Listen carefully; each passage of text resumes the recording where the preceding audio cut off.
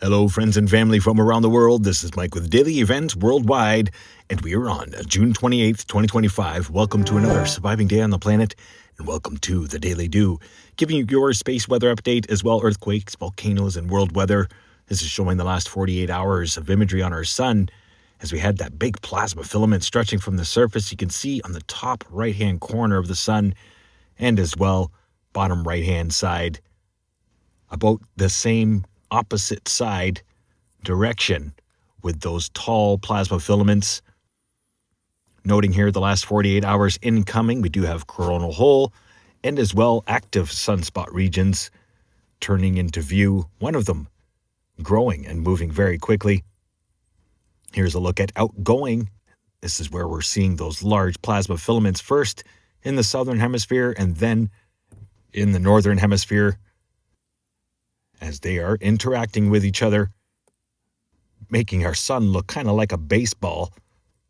Looking at multispectrum, pointing out the last 48 hours of events, no major solar flares or coronal mass ejections coming our way just yet, but watching incoming coronal hole, sunspot region, and those nasty plasma filaments stretched right across both the north and southern hemisphere of our sun. 171 angstroms here. Amazing way to see our sun. Solar Dynamics Observatory, thank you so much for the open source media.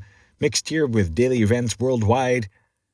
Amazing loops of cosmic energies on our sun as we have 7 sunspot regions that are Earth-facing right now. 3 regions that are quite large and primed, but yet our sun still stays quiet. So, heads up, everybody. This is a look at the current sunspots. 4122, growing quickly. Current space weather conditions right now, there are none to report except for the accelerated solar winds. Still up and over 400 kilometers per second. Solar X-ray flux showing a strong C-class solar flare today. Other than that, it's been quiet. Geomagnetic activity hopped up to a KP5 yesterday, and that was thanks to the coronal hole wind stream, which we were being affected, and that should slow down into the first before we expect our next coronal hole wind stream. Here's a look at LASCO 3 showing the wide spectrum imagery of our sun and all its cosmic energies it's produced the last 7 days, as we had, believe that was Venus, heading around on the backside of the sun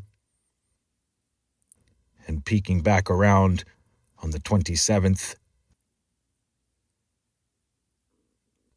Tonight's aurora view line and tomorrow's more prevalent tonight thanks to the coronal hole wind stream and the accelerated solar winds. Now let's get to earthquakes past 24 hours. We had a strong shaker this morning, 6.6 earthquake, Scotia Sea into the South Sandwich Islands. Multiple earthquakes in and around the epicenter. 4.8 earthquake here, La Serena, Chile. Just recently had a 5.1 earthquake. Guatemala, 55-kilometer depth. As well through Mexico, hopping today. San Carlos, up into the Gulf of California. Notable earthquake here, Weston, Colorado, 3.7 earthquake into the ridge. Notable 3.6 earthquake here, Redding, California, yesterday. That is up into the San Fran Valley. 5.2 earthquake, Nikolskoye, Alaska. It's been an active region recently. As well, northeastern Russia with a 5.1. And here's our deepest earthquake the past 24 hours, Bonin Islands, over 400-kilometer depth. Japan, a little too quiet for my liking. Philippines, Sarangani, Philippines, rocking a 6.1 magnitude earthquake. So our deepest, 424-kilometer depth, and we saw 6.1 yesterday and 6.6 today. As well, Tobelo, Indonesia. Tonga region, 229-kilometer depth, 5.5. Notable 4.5 here, Western Indian Antarctic Ridge, Indian Plate. And that's the last 24 hours for earthquakes around the world. Even Puerto Rico is a very active region today. This is showing the last 7 days for shakers and movers all around the world. Take a quick moment to thank you all for watching today. If you live in an earthquake-prone zone, please just have a plan and be ready. Large 6.6 earthquake today striking the Scotia Sea. That is the strongest we've seen the last 7 days. Notable activity growing towards the North Pole, and notable activity piling up the Philippines plate into Japan, waiting for a big one up into the northwest Ring of Fire, or even the northeast towards the Cascades, Juan de Fuca. Now let's have a look at our air quality forecast brought to you by our active and erupting volcanoes. As you can see, multiple plumes coming all across the Aleutian Islands. There must be about 5 volcanoes erupting through there. Kamchatka, Russia, as well Hawaii, overlooking Africa, Southeast Asia, and Australia. Big eruptions at the Heard volcano in the South Indian Ocean, and as well big plumes of SO2 spreading across Australia. Big dust storms and volcanic ash coming out of Central Africa as well, the Congo region. Now let's get to weather here, as we've got some electrifying weather racing across Canada and the United States these last few days. Big high-pressure ridge throwing low-pressure systems up and over the Rockies. Many Alberta clippers rolling through this week. So there's going to be multiple thunderstorms and severe weather rolling across our new Tornado Alley up into the Canadian prairies. But watch for severe weather long range. First week of July. Big high-pressure ridge moves in, and it's going to still be very warm. And a vigorous system eventually comes in from Alberta. No major hurricanes or typhoons or cyclones forecast today. Overlooking Africa, Europe, Southeast Asia. Low-pressure system coming in from western Russia. Going to bring waves of moisture towards Eastern Europe before the long-range low-pressure system comes in through France. Will bring a little bit of severe weather through the region. Other than that, no cyclones forecast here, but a strong system in the long range could bring quite a bit of moisture to eastern and northern parts of Europe. Overlooking Australia, the Pacific Ocean.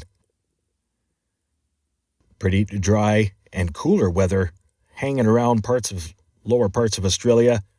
Watch for a severe weather event affecting Sydney as a very large low-pressure system grinds through. Multiple systems coming through this week. One of them might bring some snow to Tasmania, parts of southeastern Australia, and near cyclone conditions affecting New Zealand. Much love, everybody. Here's a look at all of the lightning strikes. This is showing the last 48 hours. Our atmosphere is electrifying right now. Right now, as these lightning strikes are happening, there's about 500 every minute. Just in these regions right now. Racing through northern Ontario, watch for wildfires. Now let's have a look at the temperature forecast for the next 2 weeks. 10-day forecast here. As we've still got cooler temperatures across eastern Canada until about the first week of July. And then we'll see those warm temps stretching eastward, but still some interesting cold low-pressure systems invading parts of eastern Canada all week long. But summer is here, and it's going to be very hot across the United States. And as well, Alberta, long range, we're going to see that warm, actually extremely warm bubble right across the United States. Having a look now at Southeast Asia and Australia.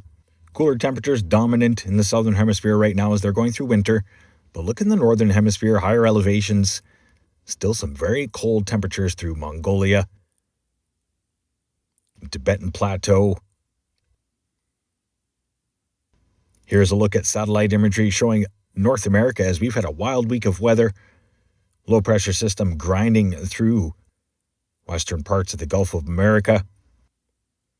As well, our first tropical system of the Atlantic did roar through the central Atlantic. Stay tuned. Thanks everybody for watching. Stay aware and prepared. Stay young and have fun. And get your daily dew.